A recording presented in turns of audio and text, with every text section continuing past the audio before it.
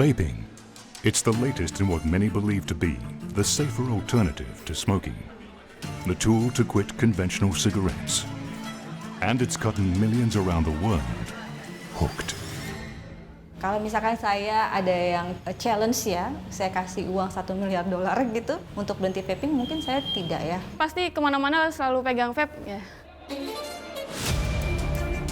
The size of the global vape or electronic cigarette market has skyrocketed in recent years, from just $50 million in 2005 to over $20 billion in 2019. Malaysia and Indonesia have seen fit to let the industry grow within their borders relatively unfettered. Belum sama sekali regulasi yang mengatur soal rokok vaping di Indonesia, baik itu di media cetak, elektronik, ataupun terutama di media digital. Industri vape di Malaysia berpegang kepada stand alternatif untuk berhenti merokok. Yet regional neighbours like Cambodia and Singapore have slapped outright bans on e-cigarettes. Even Thailand, which has legalized cannabis, has imposed possible jail time for vaping. Why are there such contrasting reactions?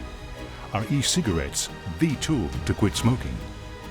Or is there more to vaping than meets the eye? Wangi pisang ya, padahal dia nggak tahu gue lagi giting.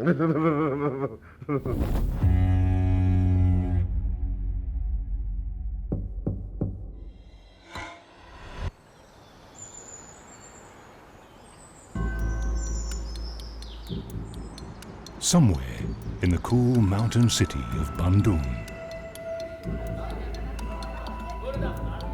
a group of vapers are gathered. But not just any vapers. This is a team of competitive vape trickers. Vape tricker bisa dibilang kayak sebuah seninya vape ya. Kayak bikin bulat otomatis, kalau dari bulat bisa dijadiin segitiga ataupun kotak ataupun dibelah dua ataupun dibelah tiga. Bisa dikombinasi, ada kombo-kombonya juga, ada bervarian trik lah gitu, yang bisa kalian pelajari, yang bisa kalian keluarkan di saat kompetisi vape trick. Aku waktu mau competition itu latihan dari jam 7 malam sampai jam 4 subuh.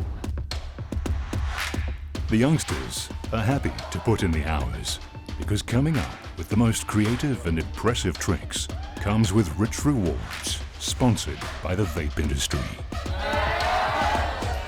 Untuk hadiahnya bisa sekitaran paling tinggi pernah 50 juta.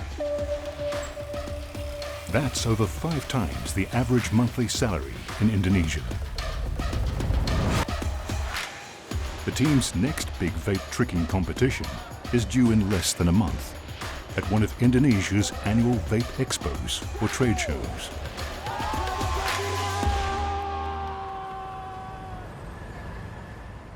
"150 kilometers away from Bandung, in the nation's capital of Jakarta. Others are also gearing up for the same Vape Expo. Hari ini kita lagi ada photoshoot buat produk vape, produk aku sendiri sih, yang bakal launching nanti. Ini salah satu produk aku yang bakal launching. Ini liquidnya dan ini device-nya. Flavornya rasanya lemon coke, karena aku suka banget cola dan aku suka yang segar-segar. Jadi aku bikin flavornya ini aku yang ciptain sendiri. Karena aku mau sesuatu yang daily tapi nggak bosen untuk flavor di vape. Launchingnya di Invex. Invex itu International Vape Expo di Jogja. The first Invex Vape Expo happened in 2017, when there were just over 1 million vapers in Indonesia. Today, that number has soared to 6.6 million. That's 8% of the vaping population in the world. Itu diadakannya rutin 1 tahun sekali. Itu akan banyak tenan dari Indonesia ataupun dari luar. Dan biasanya kalau di Vape Fair itu atau Expo Vape, dia ada kayak lomba-lombanya juga, launching produk juga. Udah seru banget pokoknya. And at vape events, Jessica's a bit of a celebrity. 3 tahun lalu, target aku adalah masuk 5 besar influencer vape di Indonesia. Tapi target aku sekarang adalah masuk 10 besar di dunia. Fueled by trendy social media influencers like Jessica and the alluring novelty of vape trigging, vaping has now developed a whole culture of its own. But it didn't start that way. It began simply as a way for cigarette smokers to wean themselves off their addiction.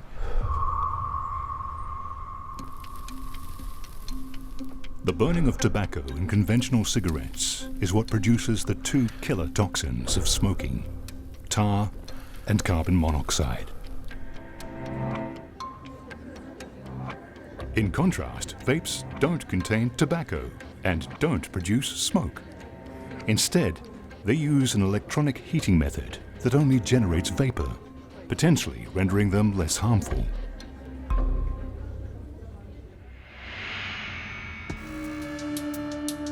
E-cigarettes started gaining popularity around 2014.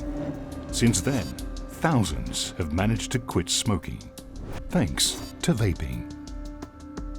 Saya rokok udah cukup lumayan lama, itu dari kelas 6 SD. Dari usia kurang lebih 11 atau 12 tahun ya. Saya 20 tahun merokok dan sangat berat sekali. Hitungannya sih saya per jam sih. Per jam itu 1 jam tuh bisa habis 1 bungkus. Saya nggak pernah check up ketika saya perokok berat. Cuman badan itu berasa capek, apalagi naik tangga. Kalau lagi kayak batuknya gimana itu reaknya bisa sampai kuning. Jadi ya saya bilang merokok waktu itu ya membuat saya nggak terlalu healthy banget ya. Suami saya bilang, kenapa kita nggak coba berhenti merokok, kita coba lari ke vaping. Terus ketenangan, biasa kan kalau sambil kerja butuh ada rokok di samping gitu. Dulu mungkin kita megang 1 batang rokok, sekarang kita megang alat vaping. Perbedaan kesehatannya tuh banyak banget. Saya kuat jalan lagi, kuat lari lagi, nggak gampang ngos-ngosan, apalagi naik tangga. Tidur juga lebih nyenyak, jadi sekarang saya 100% tidak merokok sama sekali, saya hanya vaping saja. Motivasi aku totally di vape ya, karena mamaku tuh sempat terkena cancer nasofaring. Salah satu penyebab terbesarnya itu adalah asap rokok. Walaupun dia tidak merokok, tapi kalau ada orang di sekitarnya yang merokok dan itu kena impact-nya ke dia. Dan dari situ aku langsung kayak oke, kayaknya boleh deh mengedukasi teman-teman sekitar, keluarga dulu untuk switch to vaping. So, e-cigarettes seem like the ultimate public health panacea, especially for a country like Indonesia, where over 1/3 of adults smoke, one of the highest smoking rates in the world.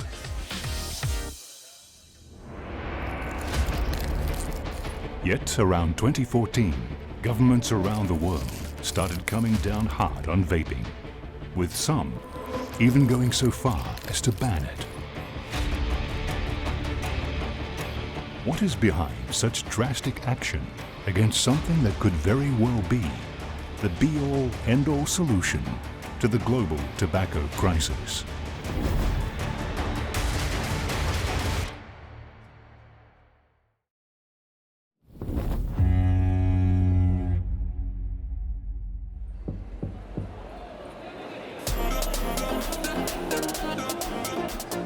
Indonesia is now home to 6.6 million vapers, and over the years, they've created a vibrant subculture around vaping.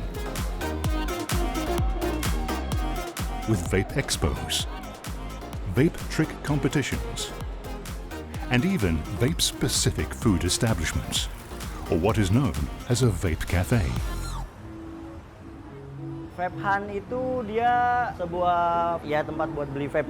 Ada bisa lu beli liquid, beli macam-macam lah pokoknya. Nah di sana lu bisa nongkrong juga karena di sana ada vape cafe.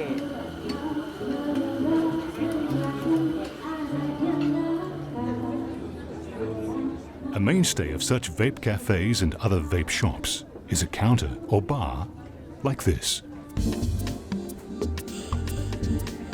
where hundreds of colorful vapes line the shelves behind. And there is a team of staff ready to assist you with your vape order. There's even a special name they go by, vaporistas, like a vape barista. Vaporista itu kalau bisa dibilang garda terdepan industri vape karena dia yang melayani apa kebutuhan konsumen yang dia butuhkan. Di Vape Cafe itu yang paling banyak itu udah pasti beli liquid, beli device, pot atau atomizer. Liquids, devices, pods, and atomizers. If you're not familiar with vaping, you can quickly get lost navigating the ever-evolving vaping vocabulary. But while e-cigarettes today come in all shapes and sizes, they all essentially work the same way. There is a battery component that powers a heating coil, which heats up a tank of flavored e-liquid and vaporizes it. The vapor is then inhaled by the user through a small mouthpiece.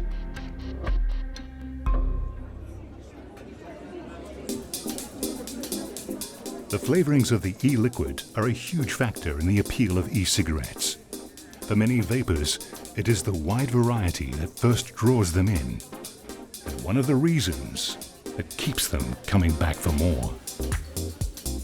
Kalau untuk rasanya sendiri itu saya banyak banget ya untuk sekarang ini kan ada rasa durian, ada rasa strawberry, ada blackcurrant. Flavor yang paling aku suka dari semua rasa ada rasa oat milk. Kayak kita makan oat milk yang agak kering tapi ada susunya dan basahnya. Almost any food flavor you can think of, there's likely an e-liquid equivalent of it. But unlike food products, e-cigarettes are not required to disclose their ingredients. Some 16,000 flavors are available on the market, yet most of their labels remain vague. So what exactly is inside a vape e-liquid?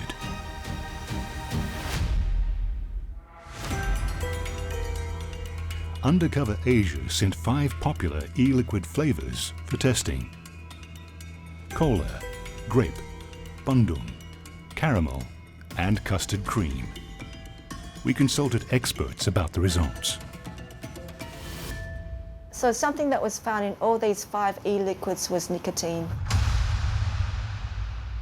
So nicotine is an addictive substance that can be found in all cigarettes as well. Often we think of nicotine as this innocuous substance that just causes addiction, but it causes so many more things than that. Nicotine actually narrows the blood vessels, which can cause cardiovascular disease. It has some metabolic effects, which can increase the risk of diabetes. And in terms of the lung, our lungs are lined with tiny hairs that are called cilia, and these act as a barrier function for the lungs. So nicotine actually damages these cells, and so you're increased chances of exposing to infections, and then long term there's chronic lung diseases such as asthma and also cancers as well.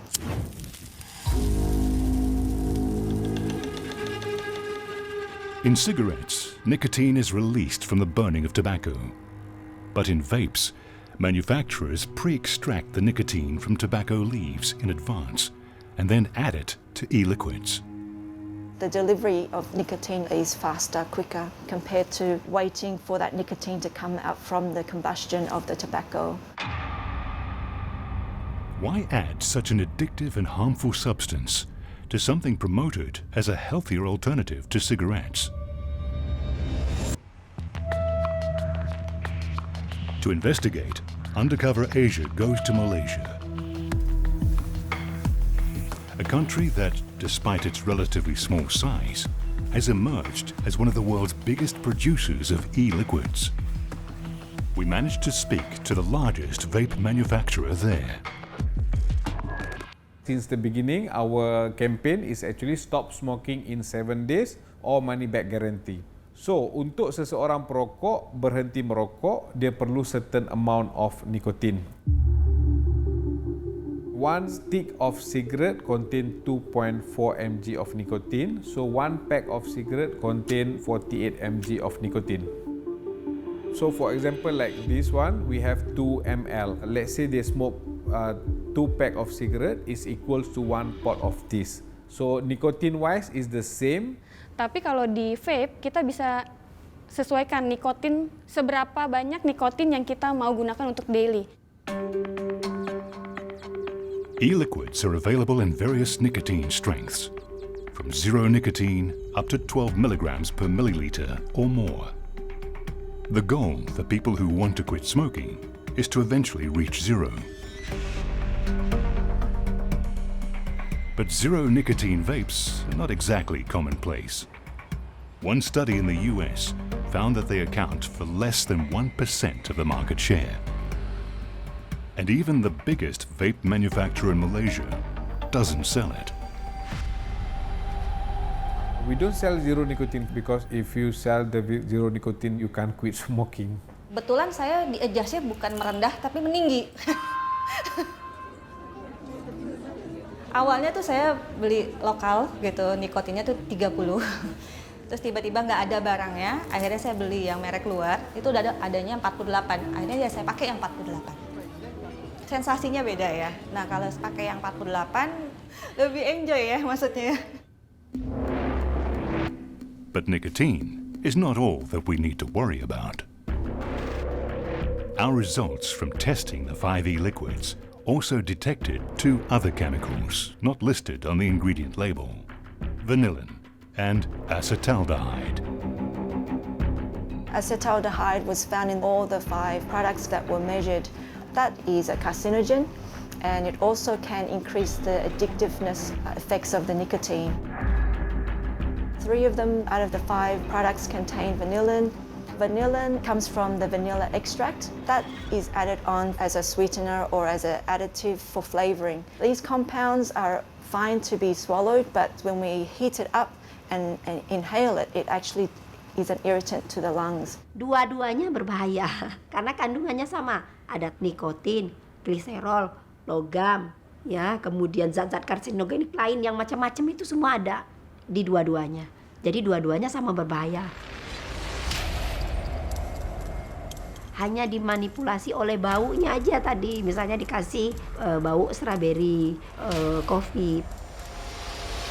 Because there are thousands and thousands of different e-liquids, so we don't really know what's in them and what those compounds could cause in the body if they're inhaled. We honestly just don't know.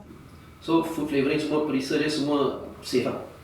Safe. You boleh dekat website kat luar bersepah-sepah maklumat. Public Health of England, they come out with a research in 2016. Dia cakap vaping is 95% safer than smoking cigarette. Industri vape di Malaysia, kita istilahkan vape ni sebagai peranti alternatif untuk berhenti merokok. Dan dia dari segi kesihatan, dekat negara-negara luar, jelas terbukti yang dia adalah selamat daripada rokok. Sebab rokok kita dah tahu dia ada lebih kurang 4,000-5,000 chemical. Dan dari situlah, daripada rokok yang mudarat dia besar, kita ambil mudarat yang lebih kecil lah, vape. In short, vape companies argue that they are focused on harm reduction and not harm eradication. Alasannya kenapa saya berhenti dari merokok pindah ke vaping, saya merasa rokok itu nggak good untuk saya. Beberapa orang boleh berbicara bahwa vaping itu tidak bagus untuk kesehatan. Tapi kalau untuk saya sendiri, saya berpendapat ya sedikit berbeda ya. Karena buat saya yang merasakan. But here's the thing. Cherry is 45 years old. And according to a 2018 Indonesian Public Health Survey, less than 1% of her age group vape. The age groups that have the highest prevalence of vaping are all adolescents. Nearly 11% of those between 10 to 19 years old vape.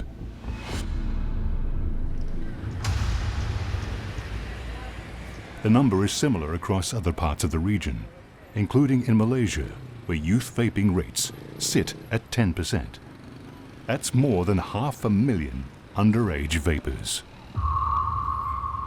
Because the brains are still developing up until we're about 25 years old, which means that before that age, if you start using something as addictive as nicotine, you're much, much more likely to become addicted to it. Early exposed to nicotine, their lungs are even smaller and weaker. They don't grow to the full capacity, and so the breathing and their regular lifestyle in doing what they want to do can be hampered without proper amount of oxygen in their body.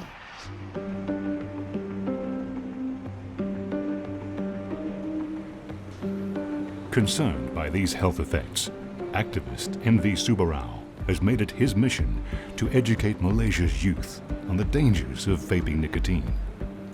He has interviewed more than 1,000 primary and secondary school students to understand why they are drawn to vaping. Now even minors, even children from the age of 7 to 12 primary education also addicted to this vape. Many of the students that we interviewed, and I asked them, will you touch cigarettes? They say no, because they hate the smell of tobacco. And this vape product doesn't have any smell of tobacco, only on flavors, sweets and chocolates, Mentos. The flavors only pull these children into become an addict into vape and e-cigarettes. Well, we have a lot of overwhelming evidence that the main people that are going to these novelty flavors, like boba tea, rainbow bubblegum, these are pretty much the young people. High rates of youth vaping have prompted several countries, including the US and Canada, to announce bans on flavored vapes. So if smoking cessation is the stated aim, then why not sell non-flavored vapes? Flavor tu memainkan peranan untuk seseorang tu berhenti merokok. Kalau kita hisap downhill tu 10 tahun, rasa downhill lah. Bila kita hisap vape, kalau hari ni kita hisap strawberry, tang kita, lidah kita ni akan mute tau. Lepas tu tak akan rasa apa dah. Tu dia hisap strawberry, dia tukar honeydew. Tu pasal bila you tengok orang hisap vape, dia kena tukar. Dan dia baru dia boleh berhenti. You might have also noticed that vapes don't look like cigarettes at all. Their sleek, trendy and colourful designs instead resemble highlighter pens or tech gadgets. And even there's one product, a watch, and nobody can say it's a vape. So they can easily escape from the parents. Dari survei yang kami lakukan itu justru memang muncul anggapan bahwa mengapa mereka remaja-remaja ini merokok vaping karena asumsi atau anggapan bahwa merokok vaping dianggap lebih aman, lebih beradab karena pembentukan opini oleh industri vaping lewat iklan-iklannya, lewat marketingnya. Because of the well-documented harmful effects of smoking, most countries restrict conventional cigarette advertising. Cigarette advertising in Indonesia is limited to billboards, print media, and certain hours on broadcast media. In Malaysia, the rules are even stricter, as all forms of cigarette advertising are prohibited. Tetapi belum sama sekali regulasi yang mengatur soal rokok vaping di Indonesia, baik itu di media cetak, elektronik, ataupun terutama di media digital. Itulah yang sangat mengkhawatirkan mengapa pertumbuhan jumlah perokok vaping di Indonesia begitu cepat karena masifnya iklan rokok vaping di media digital atau media internet. Cabaran kita pun tak pernah masuk TV pun. So kita guna media sosial lah. Dalam industri kita ada influencer vape. Yang benar-benar sekarang sponsor aku itu rutin dari 2017 tuh sampai sekarang. 7 brand, 7 company yang kerjasama dari 2017 sampai sekarang nggak pernah stop. But even as social media and attractive vape flavors draw young people in, vapes are not particularly affordable, especially for school students. For us, it's important to target the 35 years old and above and not youngsters. So how to do it? The pricing is not too cheap for the youngsters to access them. NanoSticks sells rechargeable and refillable vape devices. A device with an accompanying flavor sells for around 100 ringgit, or around $23.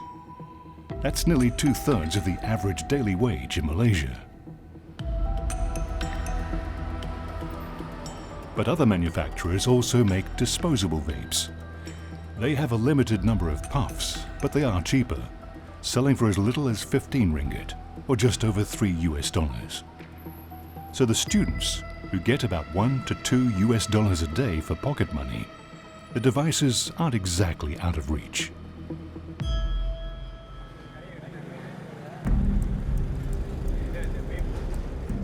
Subarao has also observed that vape shops have come up with ingenious ways to co-opt students into their retail and marketing operation by recruiting them to be vape peddlers. The vape is sold by the student in the class. They get their friends to buy vape and they get a discount from particular shop, 30 to 40% discount. These practices targeting minors violate the vape industry's own publicly proclaimed self-regulation regime. Kalau you pergi kedai vape pun ada stiker 18 tahun. Packaging kita pun ada, kita letak this product bukan untuk kanak-kanak. Kita buat sendiri. Atas inisiatif sendiri untuk kita nak kerajaan nampak kita memang willing nak regulate. To understand how effective the so-called self-regulation regime is, Undercover Asia sent a young person into 6 vape shops in Malaysia. Akak baru-baru nak try lah ni. Mama baru. Tak smoking apa?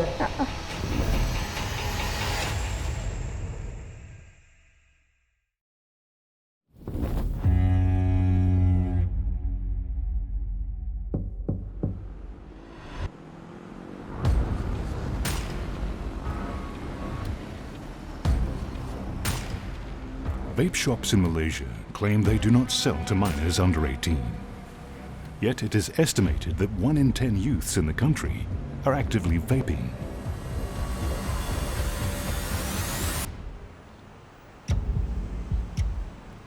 We went undercover in 6 vape shops in Kuala Lumpur to see if they would sell any of their products to someone who looks like a teenager.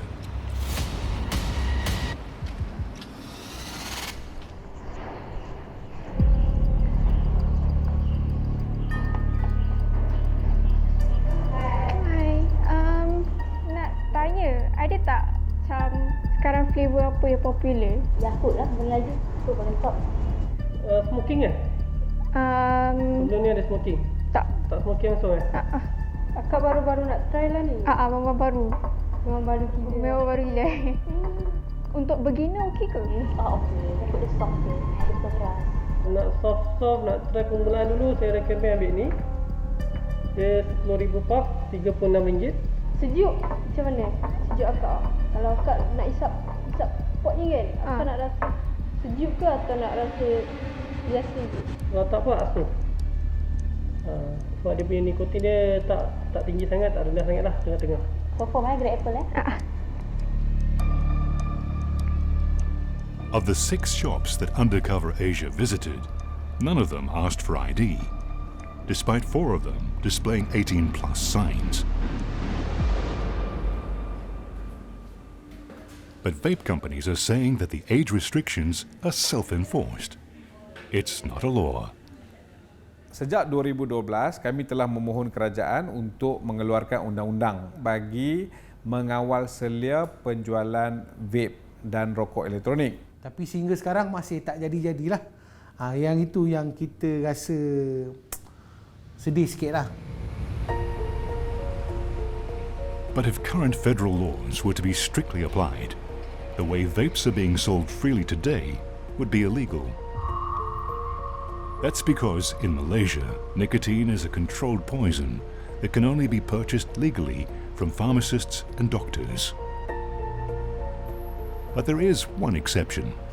Tobacco products, like cigarettes, are exempted from the nicotine restriction and can be sold anywhere to anyone above 18 years old.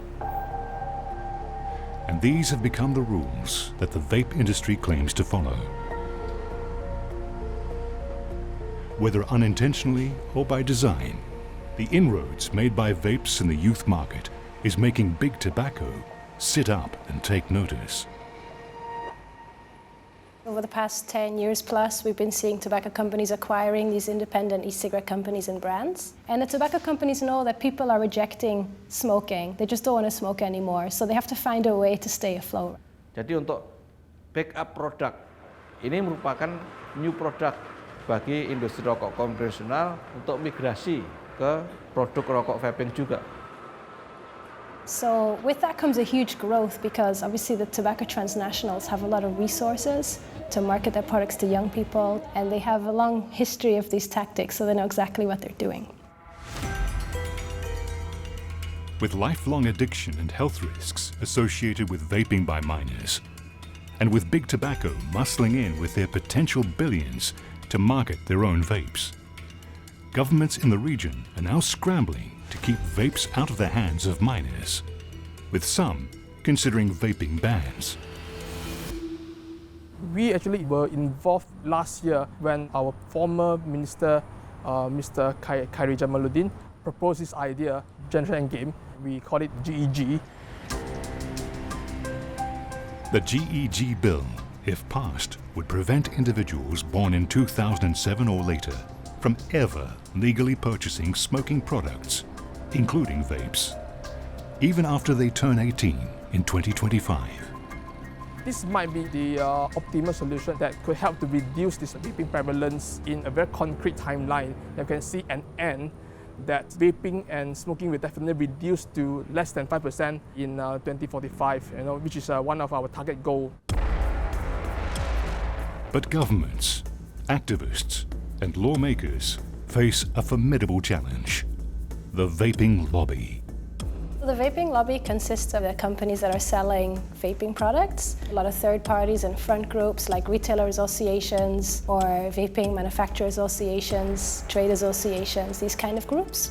Keahlian persatuan ni, kita ramai, semua doktor ada, peniaga vape ada. This industry, they're very active in funding researchers. They'll publish some study which claims that e-cigarettes are safe or that they come with very minimal risks. And then even if that study was not very well designed, funded by those e-cigarette companies, it'll still get through to the media. And then if you're just going by these headlines that e-cigarettes are safe, it's very hard for us to really make, a very informed decision. Kita jumpa YB Khairi Jamaluddin, kita debate macam mana GEG, macam mana perancangan diorang, dan kita beri maklum malas apa yang perlu, apa yang tak perlu. The goal of the vaping lobby is obviously to sell as many vaping products as possible, and because regulation plays a big role in how much they can sell, right? So one of their goals when it comes to lobbying is to try and weaken or avoid these regulations as much as possible. Cabaran awal masa penubuhan awal tu, kita dengar kerajaan nak ban penjualan vape. Kita dapat lebih kurang 50,000 tanda tangan daripada semua vapers seluruh Malaysia dan bawa petition tu ke kerajaan supaya ambil maklum vape ni tak perlu di-ban, tetapi perlu diregulasikan. Since the tabling of the bill, Malaysia has seen a new government take the reins. With many other political agendas to deal with, the proposed generational endgame bill has taken a back seat for now. Neighbouring Indonesia, meanwhile, has moved ahead to regulate and tax the vice to fill government coffers. It has slapped a 57% excise tax on vape liquids. Sejauh ini kebijakan terkait dengan industri hasil tembakau, termasuk di dalamnya vape, pemerintah Indonesia menganut prinsip pengaturan. Kita tidak menganut pelarangan. Sekarang industri vape berkembang cukup pesat dan saat ini memang perkembangannya lebih pesat dibandingkan industri rokok konvensional. Kalau kita lihat penerimaan cukai dari rokok elektrik pada tahun 2018 sebesar 98,9 miliar rupiah. Pada tahun 2021 meningkat menjadi 629,3 miliar rupiah. Tentunya perkembangan itu tidak lepas dari kebijakan-kebijakan yang dilakukan oleh pemerintah. But even as governments grapple with the complex task of regulating e-cigarettes, a more ominous threat looms. Setelah 2 atau 3 kali hisap, 10 detik,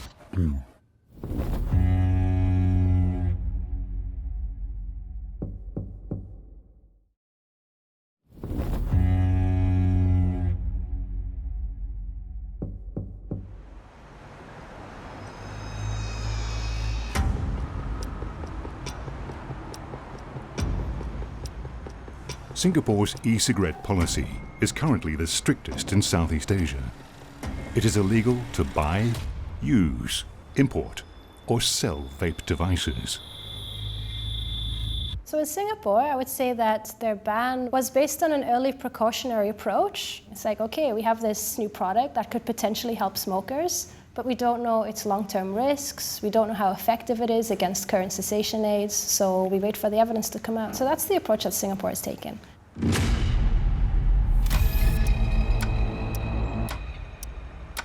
Meanwhile, a thriving underground market has already emerged, driven by the high demand amongst young people.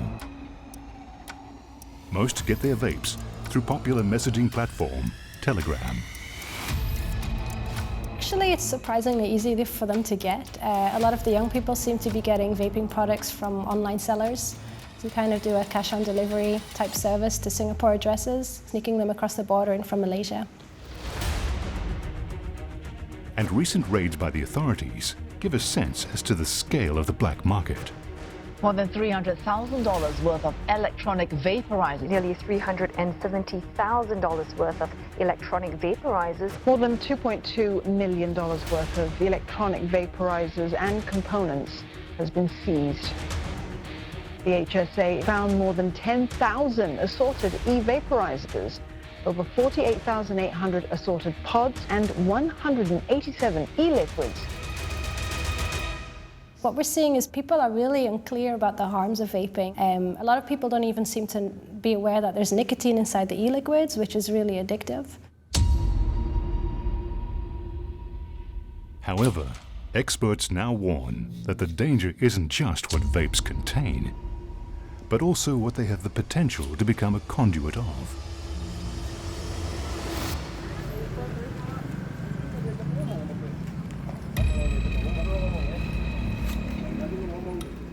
These are Indonesian police in plain clothes. They've just arrested a suspect and are escorting him into this house in West Jakarta.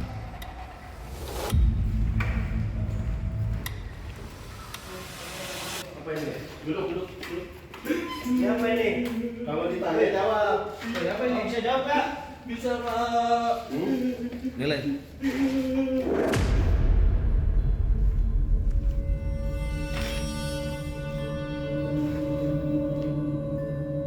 The floor is scattered with various materials, equipment, and hundreds of vape liquid bottles.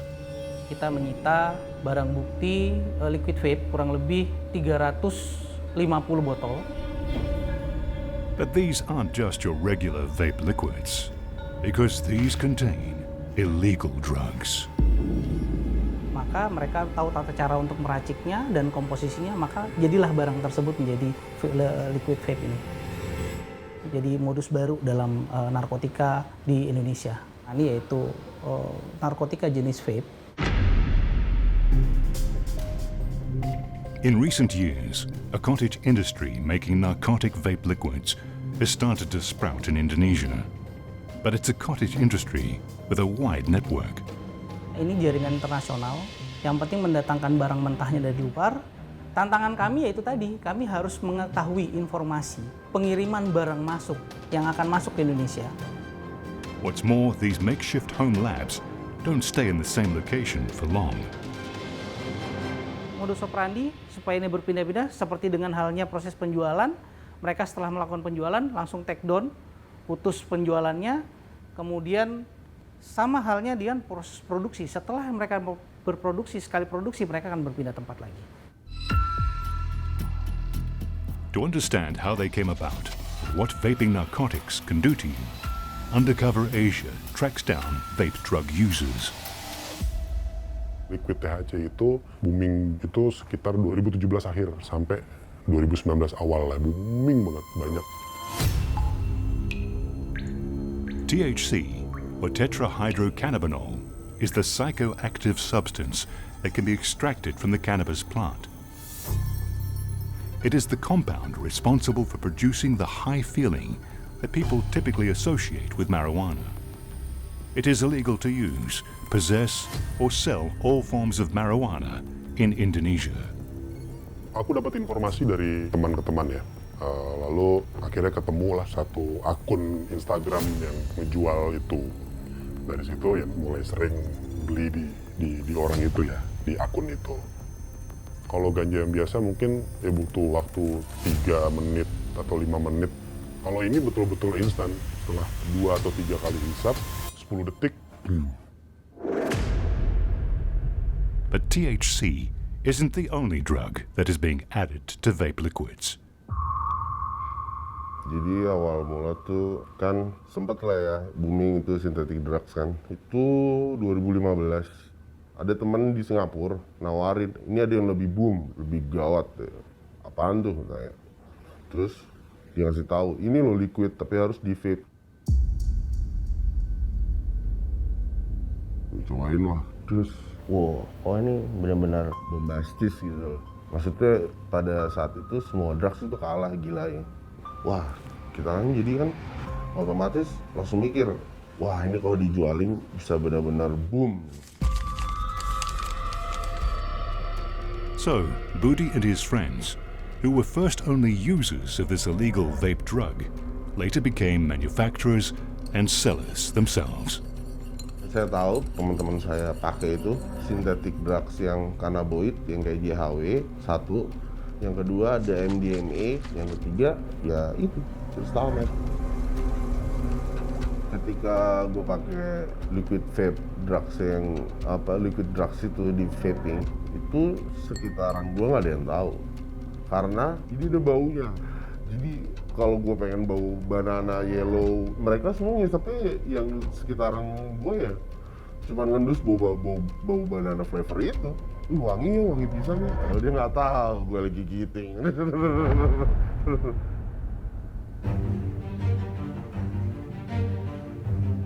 The flavors and smells used by regular vape manufacturers to attract youth are also what's masking the scent of the drugs. Ini sulit dibedakan, yang mana itu bau vape yang benar dan mana vape yang mengandung narkotika, karena mereka mencampurkan lagi di situ aroma-aroma. Nah inilah untuk mengaburkan lagi. Kenapa dilihat dari bangsa pasar tersebut ini lebih cepat dan lebih mudah bagi para pelaku ini untuk melakukan penjualan narkotika, maka mereka mencari proses penjualan yang menurut dia mudah dan tidak terdeteksi. So around 2019 in the US, there was these young people being admitted into hospital for what looked like a very severe lung inflammation, something like an acute pneumonia. Patients were admitted to hospitals requiring mechanical ventilation, meaning that their lungs cannot even breathe on its own. And doctors didn't really know what it was. And then when they took more detailed histories and whatnot, they found that majority of them had been vaping with marijuana oils. And that led to some 2,800 people being hospitalized in the US, most of them quite young too. There was one case of a boy, a teenager, who needed a double lung transplant just from vaping. Terus dari 2015 sampai 18. Habis itu stop gara-gara satu, otak makin kacau, makin hancur. Yang kedua, tenggorokan udah nggak kuat emang. Kadang-kadang iritasi, jadi radang, batuk-batuk, ujung-ujungnya demam. Menurut gua, liquid drugs itu benar-benar sangat berbahaya banget sih. But despite serious concerns about detrimental health effects, drug abuse, and addiction among teenagers, it seems the popularity of vaping shows no signs of slowing down. With its global market size expected to reach $182 billion by 2030, the industry will be increasingly difficult to regulate and enforce.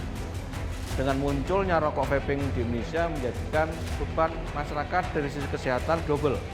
Mengendalikan rokok konvensional saja masih berantakan, masih kacau. Sekarang ditambah dengan munculnya rokok vaping. Generasi muda ini adalah generasi yang kita ingin mereka itu generasi yang luar biasa. Karena mereka akan menjadi tongkat estafet pembangunan Indonesia ke depan. This is a very serious problem. We will appeal again and again for a total ban because otherwise many of the youth will lose their lungs.